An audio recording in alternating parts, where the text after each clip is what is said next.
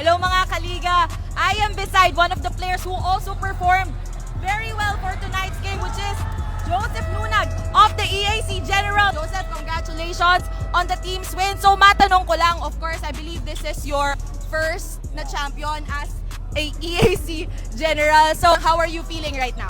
Ayun, sobrang saya ko kasi ito yung first champion ko sa Manila, lalong-lalo na sa sa Pinoy Liga. So you've been from a different school. So how is it like playing with your teammates right now? Ano masasabi mo sa kanila? Ayun, binibigay nila yung tiwala nila sa akin. Ngayon one and done na lang ako sa EAC. Kailangan ko talaga magpakita, lalo na pa-pro na ako next year. Right, so what's next for Joseph Nunag and the EAC Generals? What? What's next for the team? Kailangan namin mag-focus ngayong padating na season. Kailangan namin makapasok sa Final Four, then one game at a time lang. Exactly, one game at a time. And now it's your chance to greet everyone that has been supporting and watching your games. Nagpapasalamat ako.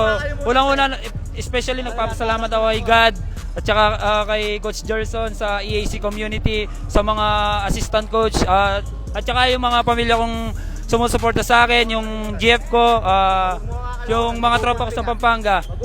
Shoutout din kay Bonus. Let's go! Kay Luna. Yun lang. Thank you guys. Thank you guys. Bye-bye. See you Peace out! Peace out. Let's go!